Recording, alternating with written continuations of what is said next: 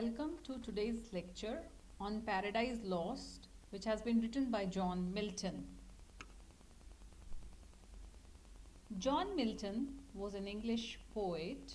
He belonged to the times 1608 to 1674. He was an English poet associated with the Renaissance times. He was very vociferous about the abolition of church. He valued the freedom of conscience. He has written many works, and amongst his works are The Doctrine and Discipline, written in 1643, Aerobatia in 1644, Poems of John Milton in 1645, both English and Latin, 1645 again. When we try to understand John Milton's style of writing, we also have to understand the time period in which he was writing. So, most prominently, Milton's writings can be studied across three periods, and these periods are 1632 to 37, 1640 to 1660, and 1660 onwards. So during this time, he wrote a number of anthologies. He wrote poetry, Ode on the Morning of Christ's Nativity, Arcades, Allegro and Li Penseroso, Comus, Of Education, Paradise Lost and Paradise Regained. So the present book that we have to deal with is Paradise Lost, Book 1. Before we begin with the discussion on Milton's Paradise Lost 1, it is important to understand the age of Milton. The age of Milton, he was writing in an age with the influences from Renaissance and Reformation.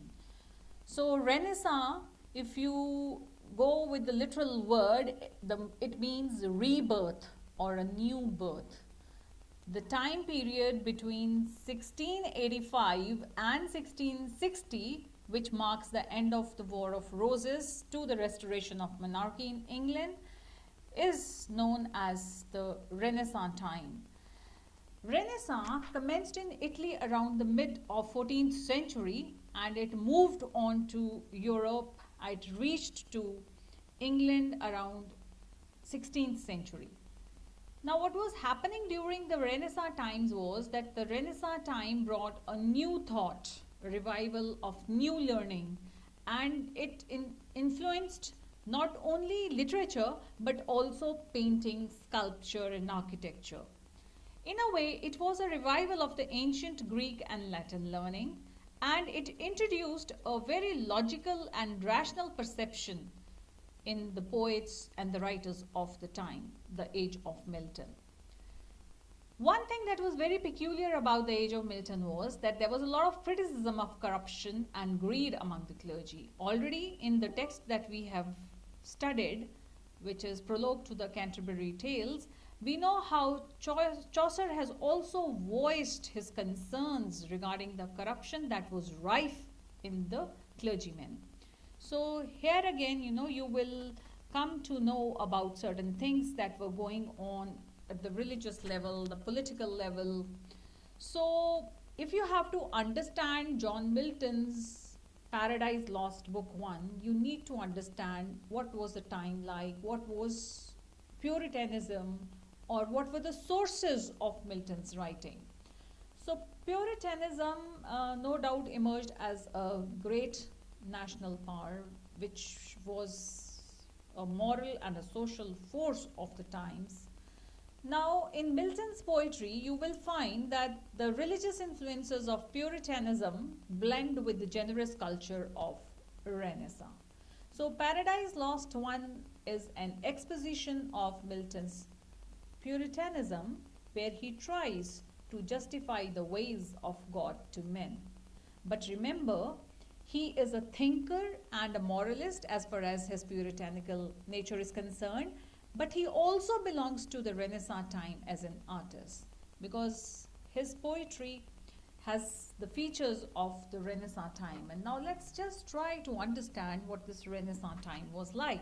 So the Renaissance was, I told you, a revival of learning. There was a lot of quest for knowledge, which continues till day, and probably I think as long as human beings are on earth, this quest for knowledge will always persist.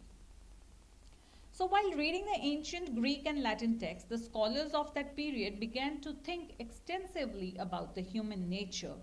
So the definition and the features of what it means to be human emerged during this period. So you can also call that this was a sort of humanism that was coming into, whether it was the visual arts or the written material or the humanities, arts and languages. So in humanities, with the advent of Renaissance, emerged more and more quest for knowledge about human mind and body. So the thinkers started developing certain philosophies on whether it was psychology, medicine. They wanted to define the human being. So it also included a great love for the artistic things and art like music, painting and literature, which was considered to be the highest forms of expressions of a civilization. So this search for knowledge was also aided by the invention of the printing press. So the books became cheaper and more people began to read. I don't know how many of you are aware about this thing, because before the advent of the printing press and the availability of the books, it was only, I mean, the higher religious classes, you know, who were entitled to that kind of a reading. And then if at all, you know, the commoners had to read, they faced problem because of the language, the Latin or French influences that were there. And then there came a time when these were translated, interpreted, and this was not an easy going for those translators, because the people who were higher up in the hierarchies always wanted these things to be the reserves of their own class. So there was also a rise of civility. Civility, courtesy and manners were the key words in the culture of Renaissance. All over Europe, people were writing courtesy books which told people how to behave, the etiquettes. Civility was supposed to be the mark of a cultured man, and only then could man be called a gentleman. So the gentleman was brave, he was interested in arts, he was courteous and he was graceful. He knew Latin, he was a brilliant conversationalist. And you have, again, you know, if you read the history of English literature, you will come across the details and the works that were available during that time. The new religion. Now, what is this new religion? Martin Luther, 1483 to 1546, and later John Calvin, 1509 to 1564, led a reformation in Christianity. So the individual's experience of faith and God became more important what the churches were dictating through their rituals and the priest class, the role of priests. So there was a highly individualistic understanding of religion that was labeled as the new religion. And I hope you can well imagine what would have happened to the world during the age of Milton, Renaissance times or the Reformation times, when this kind of a new religion was being called for, and this was a direct challenge to the existing norms, the religious practice, the rituals and the religious high-ups in the society of the times. So this individualistic faith of religion emerged more in the 16th century. The new word. Now, what is this new word? Christopher Columbus, the name you are already familiar with, who discovered America, marked an important change in the life of Europe, because what happened? More of commercial transactions through sea started. Travelers sent back reports of new insights of the people they saw, of the cultures they visited, And this also brought, it is quite natural, you know, if you're visiting a new place, you're meeting new people, you will also inculcate a new way of thinking. And that was the whole thing. The new word, a feature of Renaissance that emerged in that time. The new science. Now in 1543, Copernicus argued that sun is at the center of the universe, as opposed to the Ptolemaic theory. And what was the Ptolemaic theory? It said that Earth is at the center of everything, of the universe. A theory that was endorsed by the church. Which theory was endorsed by the church? That Earth is at the center of the universe. But contrary to this, Copernicus in 1543 said, no, it is not Earth that is at the center of the universe. It is the sun that is at the center of this universe. Now, what will that mean again? When something that the church is endorsing is being challenged, again, you know, this will lead to new revelations, new discoveries, and new rational approach. I already talked about the rational and the logical perception that people already started fostering in those times. So the discoveries of the planets, the heavenly bodies by Kepler and Galileo also changed the European vision about creation. Astronomical images that fill the poetry of John Donne, which is the next topic which we will be taking after some time. And also Francis Bacon's writing encouraged a scientific temper.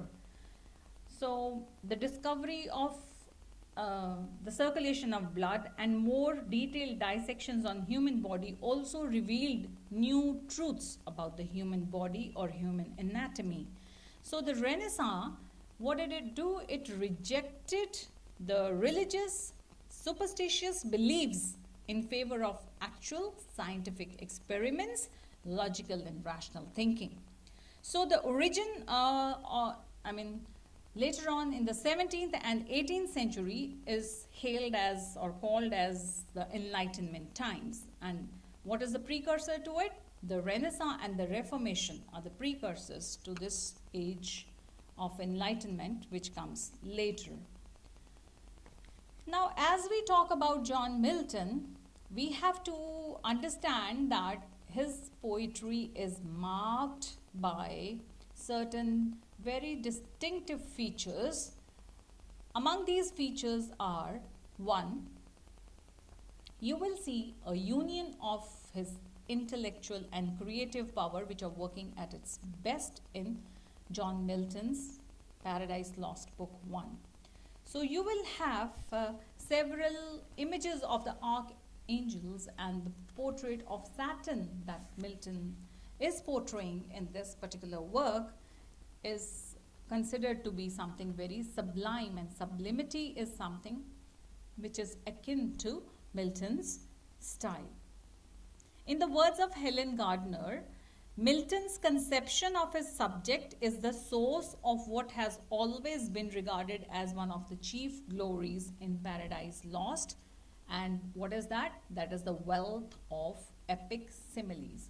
So you have those similes about heroes, about angels, about the gods that he's talking about, the devil that he's talking about, and also several metaphors are interspersed in his writing. And if you see the speeches in Milton's poetry, especially Paradise Lost, the speeches are of elaborate length, and again they are fused with all sorts of allusions from Greek, Latin. The influences, you know, are always there, and therefore his style is referred to as a grand style. Tennyson has rightly called Milton the mighty-mouthed inventor of harmonies, and also another critic, Raleigh, he says the name of Milton has become the mark of the most distinguished poetry. Also, Pattinson says Milton's is the language of one who lives in the companionship of the great and the great voices of the past. So it will not be wrong to call Milton's style a very sublime style. I'm just going to read out an excerpt from the book where he's portraying the Saturn. He writes, he above the rest, in shape and gesture, proudly eminent, stood like a tower. His form had yet not lost all her original brightness, nor appeared less than archangel ruined, and the excess of glory obscured, as when the sun new risen looks through the horizontal misty air, shorn of his beams, or from behind the moon in dim eclipse, disastrous twilight shades on half the nations, and with fear of change perplexes monarchs.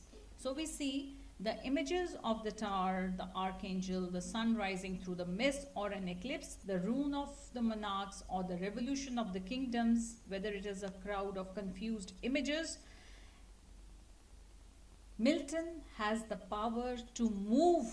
Why? Because he is fusing the intellectual and creative powers for portraying these sublime characters before us. Tilliard has very rightly remarked that the heightened style of Paradise Lost is something that demanded of him an epic poet, a rigor against which there was no possible appeal. So we will see that throughout his work, beginning, middle and the end, there are a number of references, number of allusions, and all these are giving it a characteristic of a great work, the touchstone that Matthew Arnold was talking about. So his poetry is about that, and it is also about the universe. It is also about a kind of universe that he has created. So we will know more about Milton, the themes in Paradise Lost, Book 1, in the next lecture. Thank you very much.